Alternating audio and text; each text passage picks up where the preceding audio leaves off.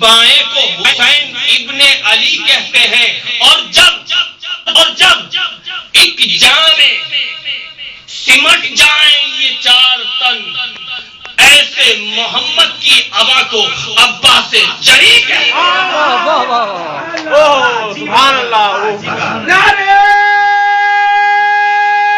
حیدری،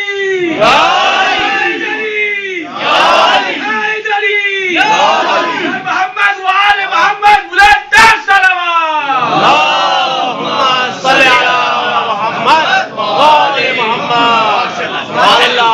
یہ ہے بھائی، عباس تو نام ہے حفاظت کرنے والے کا، عباس نام ہے وفا کا، تو میں نے ابا، اور یہ پہلا شعر ہے میری زندگی کا جو میں نے خود نے لکھا، پہلا شعر ہے، اور شکر الحمدللہ کہ میں نے محمد کی تعریف میں لکھا اور گواہی دے دی کہ ہم شیعہ جو ہے اہل بیت کی دراصل تعریف کرتے ہوئے اپنے محمد کی ایک ایک صفت کی تعریف کر رہے ہوتے ہیں۔ بس کمال یہ ہے کہ تمہاری نظر جو ہے وہ بہتر ہے۔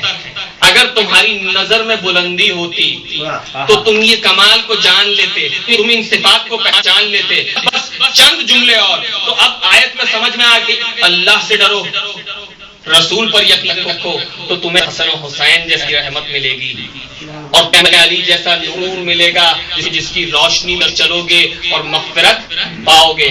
تو سنو، بلندی تمہیں اسی مقام سے ملے گی، کیونکہ یہ تمام چیزیں وہاں سے آ رہی ہیں جہاں فقط نور ہے، اور اللہ نے جب اپنے پاس سے بھیجی تو یہ بھی نور ہے۔ تو ہمیشہ نور کے زیر سایہ رہنا، کوئی کام ایسا نہ کرنا کہ جہاں سے تمہارے کردار کی بلندی میں ذرا برابر بھی نشیب آئے، تمہارے فکر کی بلندی میں ذرہ برابر بھی نشیب آئے۔ مومنین اس فرش اعلیٰ سے در آل محمد سے ہمیشہ جڑے رہیے تاکہ آپ کے کردار و فکر کو بلند درجات ہو، اور یہ یقین جانے یہ آپ کا عمل آپ کو آج نہیں مگر اس زندگی کے بعد والی زندگی میں کام آئے گا۔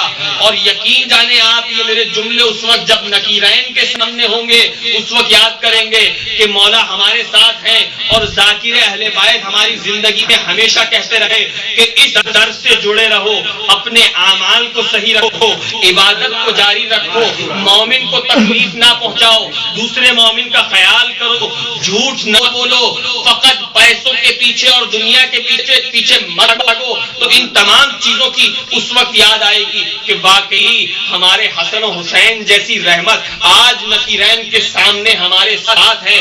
میرے مولا پروردگار جانے فرمان کہ جن کی وجہ سے ہمیں یہ فکر کی بلندی عطا ہوئی، اس کردار کی بلندی عطا ہوئی کہ ہم اس طرح سے بھی سوچتے ہیں۔ بس ایک اور بات، ایک اور چھوٹی سی بات، جب آیا ہوں تو امام حسن کی ایک تعریف بتلاتا چلوں کہ اب میں تمہیں بتاتا ہوں کہ قدرت دسترس کی بلندی کسے کہتے ہیں۔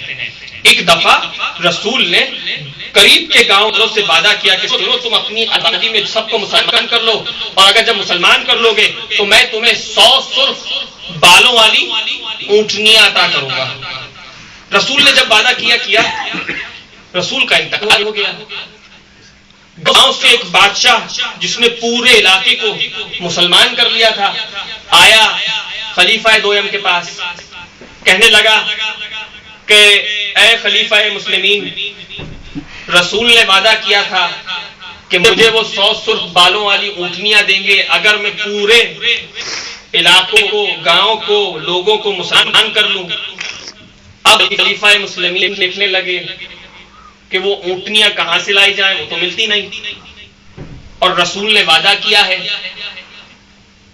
وعدہ ٹوٹ نہ جائے تو واپس جا کے سبوں کو اسلام سے ہٹا دے گا کہ جن کا رسول اپنا وعدہ وفائی نہ کر سکے، ایسے اسلام پر قائم رہنے سے کیا فائدہ۔ اب جب یہ سوچنے لگے تو کہا ہاں ایک در ہے، ایک در ہے، چلو میرے ساتھ آئے۔ علی کے دروازے پہ دق الباب دیا۔ آپ کی سماعتوں کی توجہ چاہتا ہوں جو جملہ کہوں گا۔ خلیفہ دوم نے اس بادشاہ کے ساتھ اس علاقے کے سردار کے ساتھ، اس گاؤں کے سردار کے ساتھ امیر المومنین کے دروازے پر دک الباب دیا. اندر سے آواز آئی، عمر اسے کہہ دو فلانی پہاڑی پر کل 2 بجے ملے. سبحان اللہ. بغیر پوچھے کہ کون ہے، بغیر جانے کے کون ہے، کہا جاؤ اسے کہہ دو کہ فلانی پہاڑی پر کل 2 بجے ملے. وقت طے ہوا، پہاڑی جگہ طے ہوئی. آپ امام حسن کو لے کر چلے اور پہاڑی پر گئے. وہ بادشاہ بھی وہاں پر آیا. کہنے لگا کیا وعدہ تھا؟ کہا وعدہ یہ تھا کہ اگر میں پورے علاقے کو مسلمان کر دوں تو مجھے 100 سرخ بالوں والی اونٹنیاں رسول دیں گے. وہ تو ہے نہیں. کہا نہیں، تمہیں ضرور ملیں گی. رسول کا وعدہ ضرور پورا ہوگا. کہا بیٹا حسن، ان کو رسول کی امانت لوٹا دو، رسول کی امانت لوٹا دو. امام حسن گئے، پہاڑ کی طرف دیکھا، پہاڑ سے ایک دروازہ کھلا، مہار کھینچی، اونٹنیاں نکلنا شروع ہوئی، سرخ بالوں والی اونٹنیاں نکلنا شروع ہوئی. وہ بادشاہ گنتا گیا، 1 2 3 4 5، گنتے گنتے جب 100 پر پہنچا تو امام حسن سے کہنے لگا مولا بس، میں نے 100 ہی مانگی تھی. امام حسن نے کہا خدا کی قسم